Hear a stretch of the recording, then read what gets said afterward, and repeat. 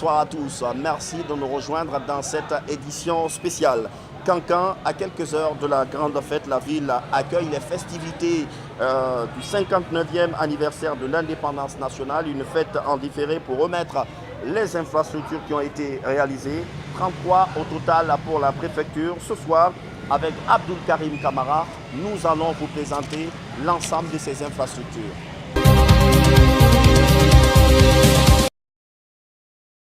La transformation des préfectures de la Guinée en ville moderne est une réussite à Cancan. Le coup de génie de l'architecte a donné le vrai goût de vivre dans le Nabaya.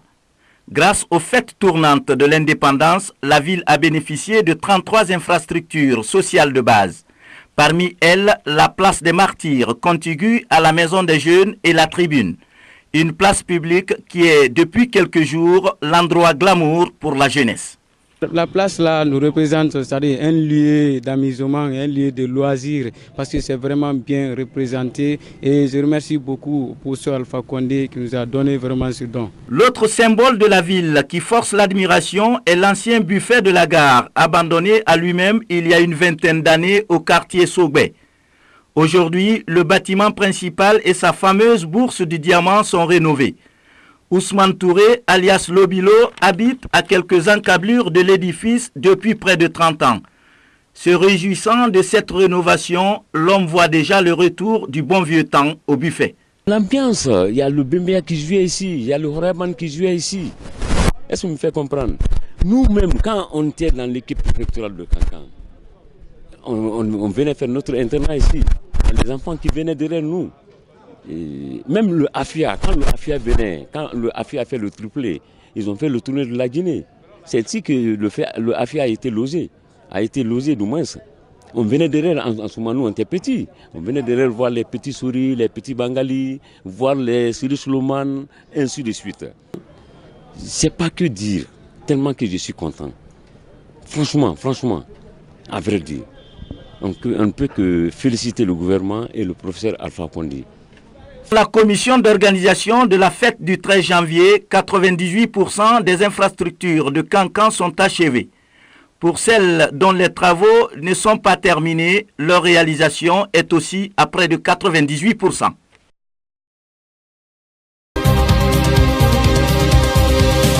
Parmi ces infrastructures, beaucoup sont dédiées aux jeunes, et notamment une grande maison comme foyer de retrouvailles. Il y a également des infrastructures éducatives et des infrastructures sportives. Et la célébration de cette fête est une occasion pour les jeunes de Cancan de dire merci au président de la République.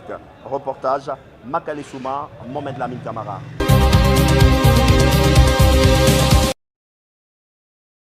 Sur une trentaine d'édifices réalisés au compte de la fête tournante du 2 octobre, plusieurs d'entre elles sont dédiées aux jeunes. Il s'agit du lycée d'excellence avec ses terrains de basketball et de volleyball ou encore cette place publique avec un décor naturel, le baobab, symbole de la savane guinéenne. Le centre est devenu un pôle d'attraction. Aujourd'hui, tous les zones de Cancan se déplacent pour venir prendre les photos à la place publique. Et nous sommes très contents, très ravis. C'est une très grande joie pour la population de Cancan, surtout la jeunesse. Cette place est bien aménagée, très jolie. On veut découvrir des choses.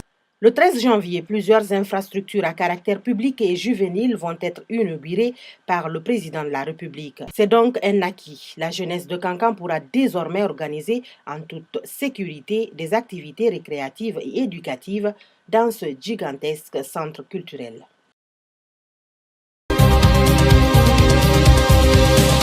Et pour mieux parler de ces infrastructures dans la région, nous recevons pour vous sur ce plateau la ministre des Travaux publics, une interview exclusive dirigée par Makale Souma. Suivez.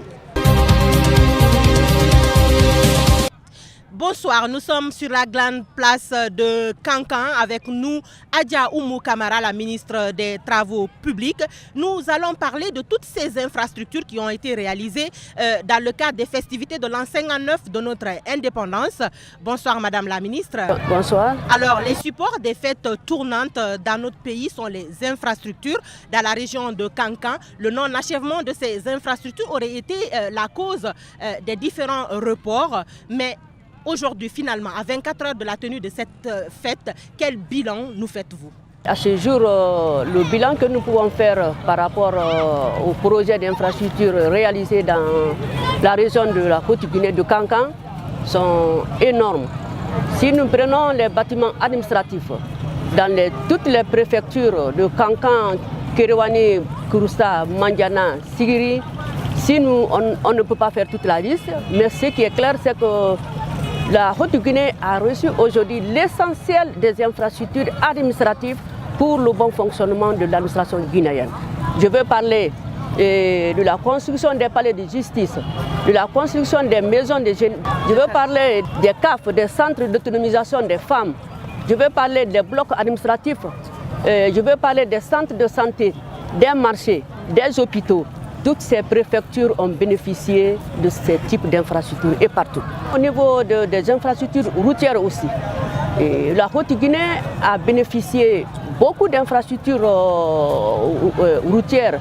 Et depuis l'avènement de la Troisième République, les différents gouvernements du professeur Alpha Condé ont eu à réaliser d'importantes routes interurbaines, urbaines, préfectorales, communautaires dans tout le pays. Prenons les voiries urbaines. Les voiries urbaines, le professeur Alpha Condé a réalisé un minimum de 300 km de voiries, ça c'est à Conakry. Et aussi dans les villes de l'intérieur, il a réalisé plus de 200 km de voiries. Ça veut dire que beaucoup de choses ont été faites. On revient dans le cadre justement des festivités. Il y a 113 infrastructures qui ont été répertoriées et il y en a qui sont achevées, d'autres non. Mais madame, est-ce que vous pouvez nous dire le montant du budget qui a été alloué pour l'exécution de ces différentes infrastructures? Bon, je n'ai pas le montant en tête parce que c'est des infrastructures, la réalisation a été gérée par d'autres départements. En tout cas, ce qui est sûr, c'est que j'ai déjà visité toutes ces infrastructures et la nature, le type d'infrastructure réalisée sur chaque préfecture, ça, je l'ai. Mais le montant global n'est pas... Il y en a qui avance 10 milliards de francs guinéens. Oui, c'est possible, c'est selon la taille. Ce qui est sûr, c'est que la réalisation de ces différentes infrastructures a donné à la ville de Kankan l'image d'une cité moderne, l'image d'une ville qui bouge. Mais quand on sillonne Kankan, on constate que certaines infrastructures routières sont encore inachevées, notamment le lot confié à l'entreprise Guiter SA. Pourquoi? Ce n'est pas un lot inachevé.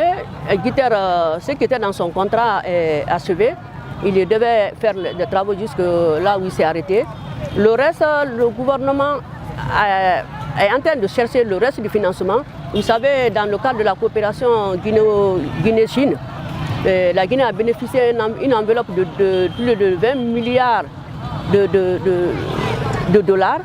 Donc, dans ces 20 milliards, il y a eu le déblocage d'une première tranche. C'est cette première tranche, il y a eu 600 millions affectés aux infrastructures routières. Dans les 600 millions, nous avons fait un choix. Et Dabola Kouroussa est dans ça. Les voiries de modernisation des voiries de Conakry sont dans ça.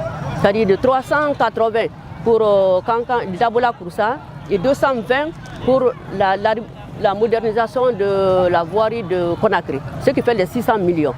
Et nous sommes en train de nous préparer quand le reste de Kankan Mandiana fait partie de la deuxième tranche de ce qu'on va utiliser l'année prochaine. Donc à partir du mois de mars-avril, ces projets-là aussi vont être envoyés en Chine pour commencer à préparer déjà les financements. Donc ça c'est Kankan Mandiana. Ça sera opérationnel puisque l'argent est disponible. L'argent est maintenant disponible. C'est ce qui concerne Kankan Mandiana. Voilà. Kankan Kéréouani Bela est aussi dans le même paquet. Deuxième tranche. Oui. Et le reste de Kissidougou jusqu'à Kankan aussi dans le même. C'est donc une bonne nouvelle. Mesdames et messieurs, nous étions avec Adja Oumou Kamara, la ministre des Travaux publics, qui nous faisait un peu le bilan des infrastructures réalisées dans la région de Kankan au compte des festivités de l'an 59, notamment les infrastructures routières. Merci Adja. Merci d'être passé sur ce plateau spécial Kankan. À demain. Beaucoup d'infrastructures, mais aussi des défis énormes, notamment comment prendre soin de ces acquis.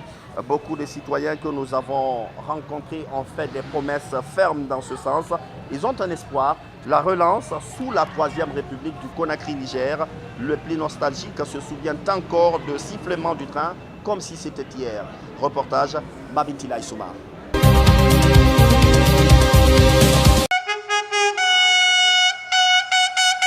Il y a 23 ans, l'arrivée des trains bébé galant et autorail à Kankan provoquait une grande effervescence chez les populations. Les voyageurs et leurs marchandises étaient alors arrivés au terminus après avoir traversé plusieurs préfectures du pays. Nostalgique, ce natif du Nabaya s'en souvient encore. Train de passage. Le train emmenait les passagers et les marchandises. Lorsque les sirènes retentissaient, c'était la joie et tous les citoyens convergeaient vers la gare parce qu'il apportait les denrées alimentaires que tout le monde venait acheter.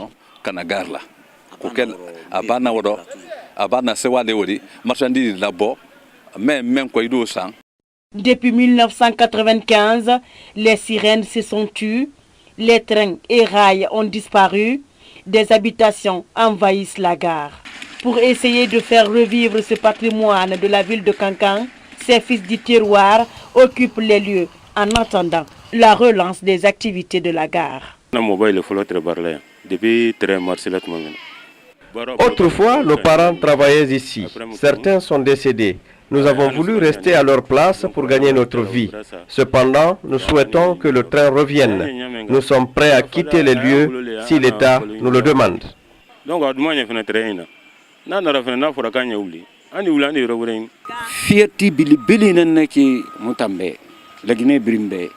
le train revient, cela sera une grande fierté pour toute la Guinée. Les déplacements seront plus sécurisés parce que les accidents se multiplient sur nos routes.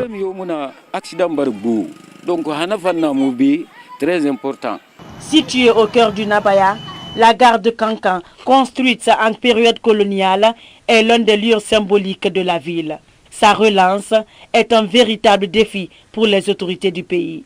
Les populations caressent le rêve de revivre l'ambiance unique de l'arrivée du train, ce qui va faciliter le déplacement des citoyens et de leurs biens.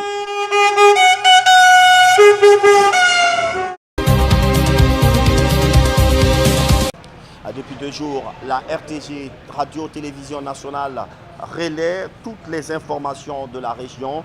La RTG en moyen d'information sûre pour beaucoup de citoyens, mais pas que. Il y a la Radio Nationale également qui a ses adeptes ici. À côté des 2 médias d'État, il y a les réseaux sociaux. Comment s'informe-t-on ici à Kankan? Des éléments de réponse dans ce reportage de Cheikh Sanoussi Sankon.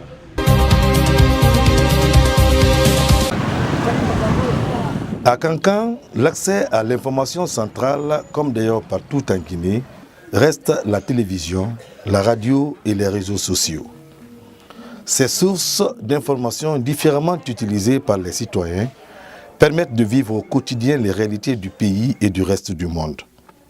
Pour la bonne nouvelle, presque tous font recours à la télévision nationale et à la radio. Parce qu'aujourd'hui, quand l'actualité invite tout le monde vers les réseaux sociaux. Et la télévision, quand on est à la maison le soir, et tout le monde s'intéresse à l'information, donc c'est l'audiovisuel. Ce qu'on dit, c'est ce qu'on voit. Maintenant, les radios, surtout à l'ère là à Kankan, les radios privées qui sont à Kankan, quand on les écoute, toutes les informations de la ville, on peut être imprégné de ça sans être même sur place. Donc, ce qui fait que généralement, nous écoutons beaucoup ces radios et la télévision. Cette source d'informations réelles, c'est à travers la télévision. Et à Kankan, généralement, c'est la RTG et aussi Faso TV. C'est pour dire à la RTG et au Faso TV d'améliorer. La fiabilité des chaînes nationales est loin d'être mise en doute par des jeunes qui, cependant, ont plus de penchant pour les réseaux sociaux. Moi, j'ai mon petit smartphone que vous voyez en main déjà, que je considère comme un baladeur. Donc avec ça, facilement j'ai l'accès à l'information, je me connecte, j'écoute la radio avec. Voilà, j'écoute quelques télévisions aussi avec mon petit smartphone. J'écoute les radios et je suis la télévision aussi pour rendre plus crédible ce que je suis avec mon téléphone. Hors du cyber, mon deuxième moyen c'est la télévision. Toutefois, tous sont presque unanimes que pour mieux s'informer, les chaînes nationales, publiques et privées sont mieux indiquées.